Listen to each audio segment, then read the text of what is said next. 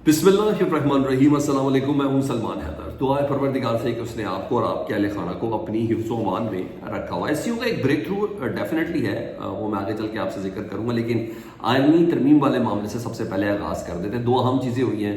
आमतौर पर ख्याल था, खबर ये थी कि मौलाना फजल रहमान साहब और बिलावल भुट्टो ज़रदारी साहब ये ख़ास किस्म के इशाइये के अंदर जाती उमरा में मौलाना मियाँ मोहम्मद नवाज शरीफ साहब से मिलेंगे, और नहीं, अब खबर बिल्कुल तब्दील हो गई है। मौलाना साहब सुबह तकरीबन 12 साढ़े 12 बजे लाहौर पहुँचे भी, और मौलाना साहब को के अलावा मियाँ मोहम्मद नवाज शरीफ साहब ने तमाम अपने इत्तेहादियों को उनको जाती उमरा में आज इशाइये में बुला लिया है। जी हाँ, सदर मुमलिकत आसिफ अली जरदारी, मौलाना फजल रहमान साहब, बिलावल भुट्टो जरदारी साहब और शहबाज शरीफ साहब, ये तमाम मामला समेट के ना एसईओ वाले ये भी फ़ौरन उधर पहुँचेंगे जाती उमरा जी, और इशाइया है जी। और मतलब ये जो वादा है और जो मुसव्वदा है, ये दोनों हतमी मरहल के अंदर दाखिल हो गया है, और अब नवाज शरीफ साहब से ही ये तमाम चीज़ों की मंजूरी होनी है, क्योंकि उधर जो पार्लिमानी कमेटी का इजलास था जो सुबह 12 बजे बुलाया गया था, फिर शाम को 4 बजे हुआ, वो इजलास हुआ और 4 बजे होकर ख़त्म भी हो गया, और अब उसका वक्त रख दिया गया है कल, उसको 12 बजे तलब किया गया है पार्लिमानी कमेटी का इजलास। और इस इजलास में सबसे अहम चीज़ ये है कि इस अहम स्पेशल कमेटी में पीपल्स पार्टी, नून लीग और जमीयत उलमा इस्लाम, इनके जो आइनी मुसव्वदे, इनको एक जगह पे, इन सब के ड्राफ्ट को एक जगह पे यकजा करके कल उसको फाइनल ड्राफ्ट को सामने लाया जाएगा, और फिर उसको कौमी असम्बली के इजलास के अंदर पेश किया जाएगा। इसके अलावा दूसरी अहम खबर यह है कि आसिफ अली जरदारी सदर मुमलिकत ने कौमी असम्बली और सैनेट के ना कल की तारीख में अलग-अलग इजलास भी तलब कर लिए। ये चीज़ें बिल्कुल अपने फाइनल मराहिल के अंदर है अकॉर्डिंग टू गवर्नमेंट और उसके इत्तेहाद के।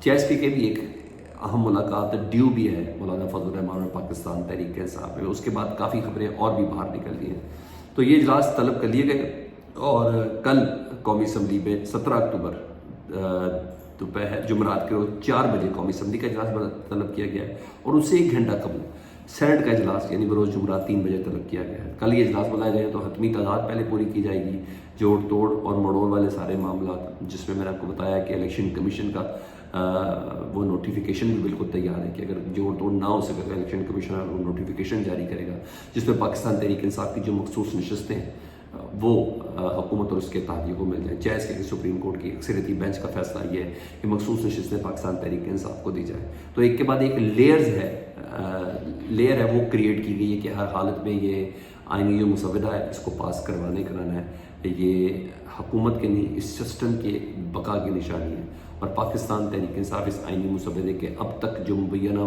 मुंदरजात सामने आए हैं उसको इमरान खान साहब के डेथ वारंट के साथ अटैच कर रहे हैं कि उसके बाद इमरान खान साहब को फौजी तहवील में भी दिया जा सकता है, और ये तमाम चीज़ें हैं। खैर इसके कि अभी तक चाहे नून लीग हो, चाहे पीपल्स पार्टी हो, चाहे मौलाना फजल रहमान साहब हो, ज़ुबानी कलामी तो बात हुई, इनके ड्राफ्ट की फाइनल शक्ल अभी तक सामने नहीं आ सकी। अभी तक यही नहीं मालूम हो सका कि पीपल्स पार्टी और JUI में किस बात पर इतफाक़ हुआ है, क्योंकि JUI ने कहा था कुछ भी हो जाए हम आईनी अदालत के क़याम को बिल्कुल भी सही तसव्वुर नहीं करते।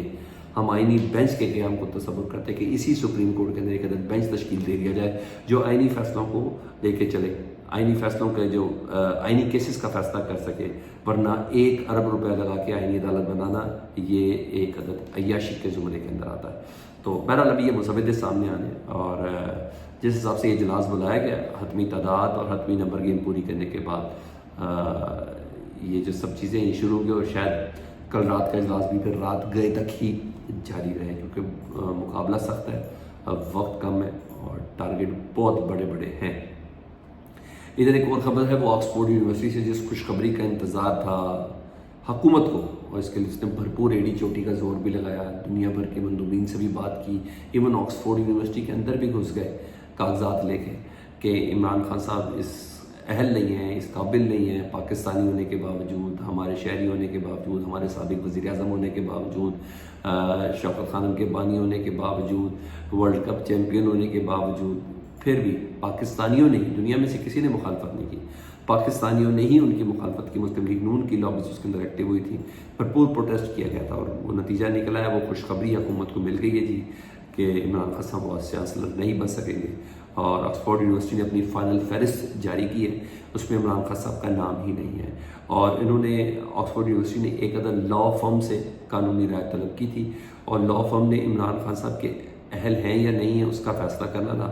اور انہوں نے عمران خان صاحب کے تمام جو کیسز ہیں پاکستان میں جس میں سزائے عمران خان صاحب کی معطل ہے، ان کی بیک گراؤنڈ بنا کر انہوں نے کہا عمران خان صاحب کا نام نہ دینے کی سفارش کی. تو a good day for Muslim League Noon and a very bad day for Pakistani, میں یہ کہوں گا. بہرحال عمران خان صاحب کی تمام سزاؤں کو رکھا ہے. البتہ 2 پاکستانی مزید ہیں جو ٹاپ لسٹ میں. اب 28 اکتوبر کو ووٹنگ کا عمل شروع ہوگا. ہاں، زلفی بخاری صاحب یہ ضرور کہتے ہیں کہ یہ آکسفورڈ یونیورسٹی نے اپنا نقصان کیا، عمران خان کا کیا نقصان ہوا ہے، لیکن ہم اپنے لابیسٹ اور قانونی ٹیم سے مشاورت کر رہے ہیں اور پھر آکسفورڈ یونیورسٹی سے پوچھیں گے کہ ہمیں اوریجنل ریزننگ دی جائے کہ آپ نے عمران خان صاحب کا نام کیوں نکالا ہے. ادھر اور انٹرسٹنگ چیز ہوئی، مریم نواز صاحبہ کی ایک طویل پریس کانفرنس تھی وہ پنجاب کالج والے ایشو میں، جس میں مبینہ طور پہ ایک لڑکی کے ریپ کا الزام، ایک چوکیدار، کچھ لوگ کہہ رہے ہیں چوکیدار ہے، کچھ کہہ رہے ہیں کسی کو اور کو بچانے کی کوشش ہے. بہرحال ابھی تک نہ کوئی FIR آئی ہے، نہ کوئی پیرنٹ سامنے آئے، یہ سب چیزیں تو ہیں.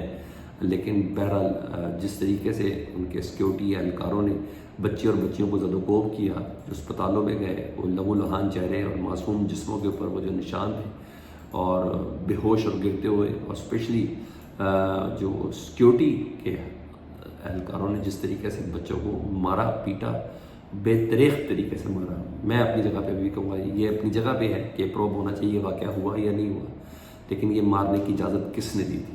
تو بہرحال مریم نواز صاحبہ نے آج کلین چٹ دی ہے جی اس سارے واقعے کے حوالے سے. انہوں نے تمام کی تمام خبروں کو فیک قرار دیا کہ اس طرح کا کوئی ایشو سرے سے ہوا ہی نہیں، کسی بچی کے ساتھ ریپ ہوا ہی نہیں، کوئی ایسا واقعہ ہوا ہی نہیں. انہوں نے کہا ہم نے تمام ساری تحقیقات کر لی ہیں، ہم نے اپنی انویسٹیگیشن کمیٹی بنائی تھی، ایسا کوئی واقعہ ہوا ہی نہیں ہے. اور اصل خبر یہ کہ انہوں نے سارے کا سارا ملبہ جو ہے نا، جتنا بھی بچے سڑکوں پہ انہوں نے سب کا الزام پاکستان تحریک انصاف پہ لگایا ہے جی، کہ پاکستان تحریک انصاف کے ٹرولرز، ان کے یوٹیوبرز، ان کے ویلاگرز، وہ ان کے انسٹا یوزر، ان کے فیس بک یوزر، وہ یہ تمام کارروائی ڈل رہے ہیں. اور پورے پنجاب میں جو احتجاج ہو رہا ہے، آج بھی پاکستان پنجاب کا کوئی شہر ایسا نہیں تھا جہاں یہ احتجاج نہیں ہو رہا تھا. اور انہوں نے کہا نہ ہی میں PTI والوں کو چھوڑوں گی، نہ ہی ان صحافیوں کو چھوڑوں گی، نہ ہی ویلاگرز کو چھوڑوں گی، ان تمام کو پکڑا جائے گا. مگر اس سے بھی دلچسپ چیز ایک بڑی زبردست ہوئی، جو ایک ویڈیو وائرل ہوئی بھی ہے، میں مبینہ نہیں ہے، یہ بالکل صحیح ویڈیو ہے.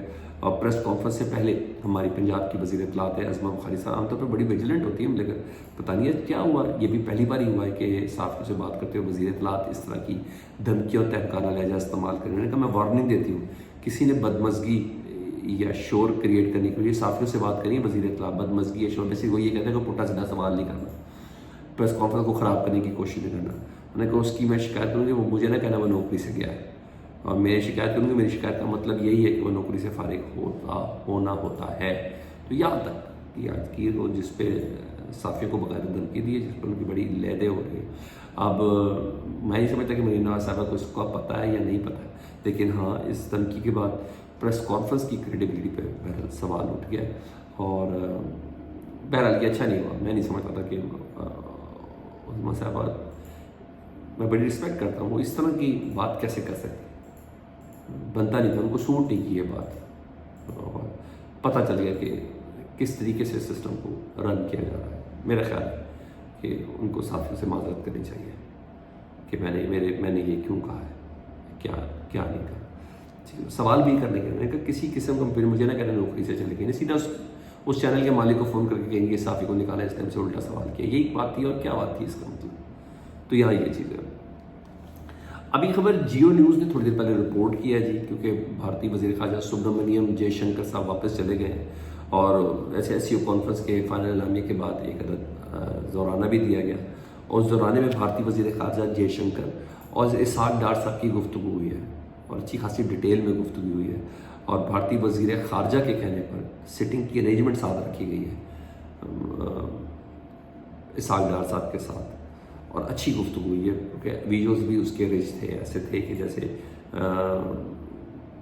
یہ تھی. اور یہ بھی رپورٹ کیا جیو نیوز نے کہ ان کی وزیر اعظم سے بھی ملاقات ہوئی ہے. ہو سکتا ہے کوئی برف پگھل رہی ہو، چونکہ یہ بلاول والا صاحب والا دورہ نہیں ہے جو بڑی بدمزگی کے ساتھ پچھلے سال ختم ہوتا ہے. دس از سم تھنگ ڈفرینٹ. بہرحال یہ ایونٹ ختم ہو گیا. اب اصل ایونٹ تو آئینی ترمیم کا ہے، اور دوسری طرف پوزیشن کی یہ ہے کہ اپوزیشن نے اس آئینی ترمیم والے معاملے کو کیسے لے کے چلنا ہے. بہرحال یہ ایونٹ اگر کامیاب ہوا تو جتنا کریڈٹ اسٹیک ہولڈرز کو ہے اتنا ہی کریڈٹ پاکستان کی اپوزیشن کو ہے. اگر وہ نہ ہوتے تو یہ اجلاس اس طرح کامیاب نہ ہوتا. فیڈ بیک سے متعلق ضرور آگاہ کریں. اپنا بہت خیال رکھیں. اللہم صلی علی محمد و علی محمد.